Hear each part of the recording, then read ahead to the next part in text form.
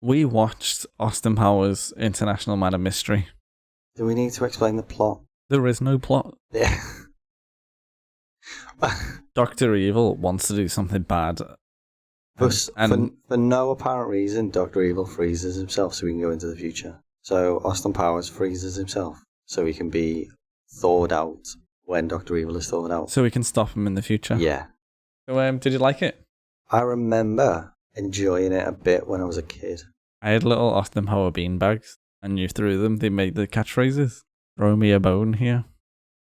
Throw me a frickin' bone here. No, I didn't say frickin' because it was a kid's toy. Isn't that from 2 though? No, that was in that film that we watched. Yeah. Oh, okay. So, a memorable film that we watched. The bits I enjoyed were Dr. Evil. That's a genuinely good performance. And what when he doesn't know how the world works anymore? No, just Mike Myers as Dr. Evil. Because you forget it's Mike Myers. Austin Powers is Mike Myers, Dr. Evil's Dr. Evil. Yeah, I think when I was a kid and I found out that they were the same person, I was like, world's over. Yeah. And like you can see it, but you forget it. It's really stupid and it's not even that funny, but I enjoyed it when he's plotting. Oh, okay. He's just trying to come up with a plot for bad guys' sake. Yeah. Like they don't have one. No. But I like the idea of his hobby is taking over the world. Yeah, yeah. And he really just wants to be evil. Yeah, yeah. Oh, like the plans is create a hole in the ozone layer. Yeah.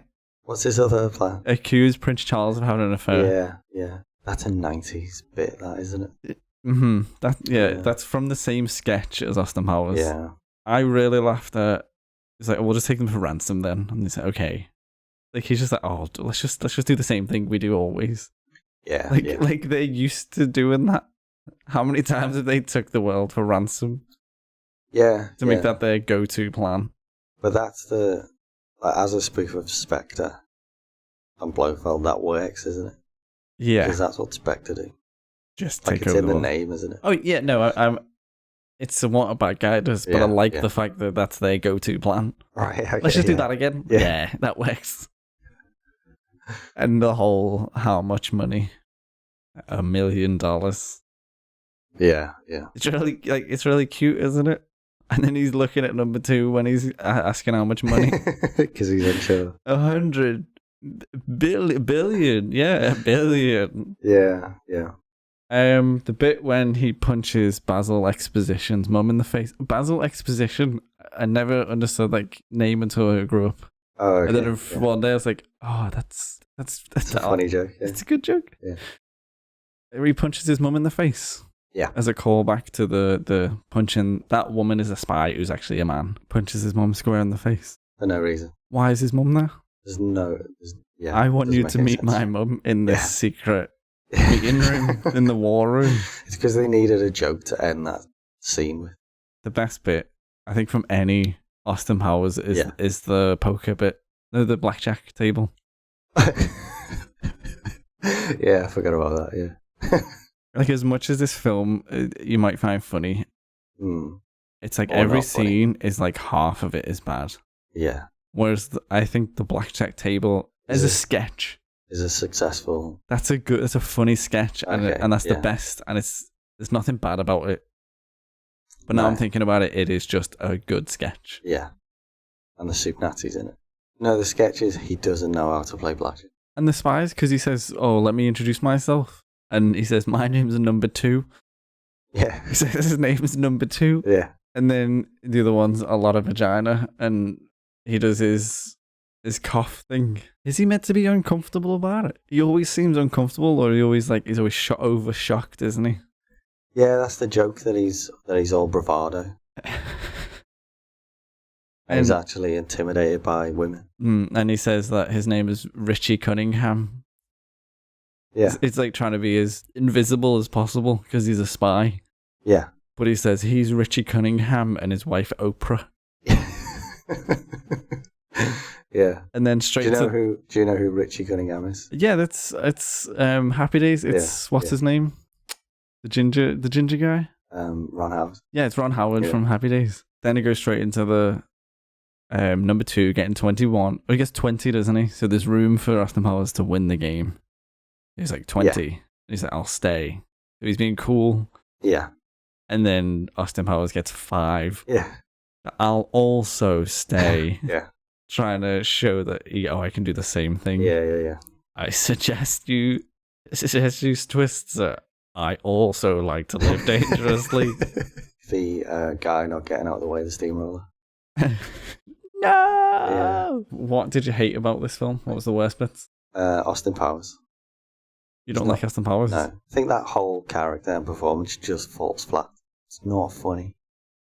No, I like it. No. Maybe because it was just done to death, those catchphrases. Yeah. But every time he was on screen, it's not funny. You do hear a lot of it and then kind of just sigh. Yeah. I didn't like Seth Green. Oh, Because no. who likes Seth Green? No, but I didn't like that bit as a kid. I like that idea that he has a son, and his son just has a room. Yeah, he's just got a room in the base. The idea of that character I like, but it just makes me hate it because of Seth Green. Yeah.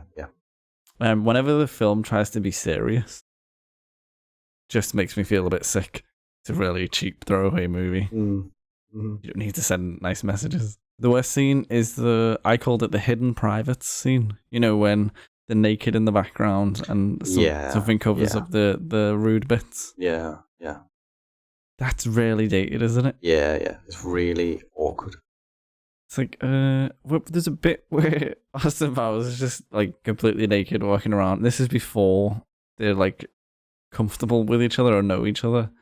Yeah. He's just walking around the apartment, Stretching randomly. just completely naked. Yeah. Like the whole film, he is just like sexually harassing women, isn't he? Oh, yeah. Does not age well. No, at all. I fell over. It's not very funny, is it? No, not at all. Who's your best one? The people in national dress at the UN. We paused it and looked through everyone. And there's a beefeater. There's a guy on bagpipes. Yeah, there's a matador. There's a matador. Yeah, there's a matador, yeah. There's a guy in lederhosen. It's just all the stereotypes. Not even the stereotypes. And it's not all of them. It's a few. It's just some European things. Yeah. The obvious ones. Yeah. And like we were amazed when we paused it because it was like as you're a kid and you watch this, you go, yeah, that's what people around the world look like. Maybe you did, yeah. As a kid, and you go, you've seen that, but because it's so quick, you just see Spanish people, German person, and then there's a beefeater just stood behind like the Prime Minister. Yeah, in the UN Council. That's a good joke. Yeah. You said that was your best one? Yeah. What's your best one? My best one was number 2. Like, he's barely in it. Yeah.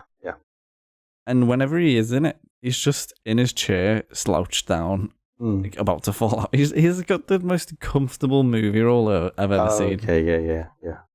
He looks so comfortable and doesn't really care. Like, he knows he doesn't have to listen. Mm-hmm. And he's got a couple of good jokes. And like he's got an eye patch and he just slouches in his chair. Puts you off your tea. Well, I'm not eating tonight. Yeah. Well, mine was Liz Hurley. Really? Like, you didn't need her in the film. You need someone for Austin Powers to sexually harass. Yeah, I guess I should feel bad for her. Mm. And like everyone else, like you kind of enjoy it a little bit. They have moments.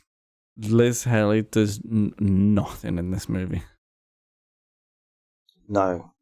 And also every time I saw her, I just couldn't stop thinking about Brendan Fraser in Bedazzled. Me too. I just wanted to watch Bedazzled. Yeah. I want to see just clips of Bedazzled. Yeah. The first time he changes into someone new in Bedazzled, that's what I want to see. Oh, okay, yeah. Would you recommend it? No. No.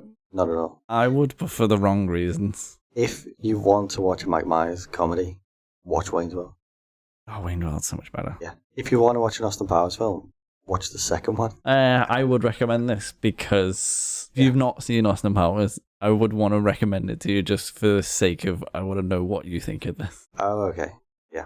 So you'd happily welcome unsolicited messages from people sharing their opinion on Austin Powers? Yeah. Okay. What is your score?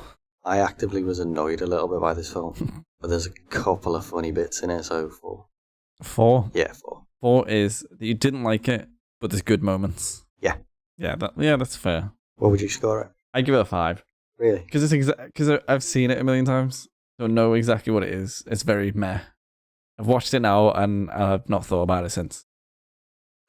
Very meh. There's things that I like in it I know I was about to like. Oh, okay. I have no trouble watching it, and then watch it and it's gone. It's a 5.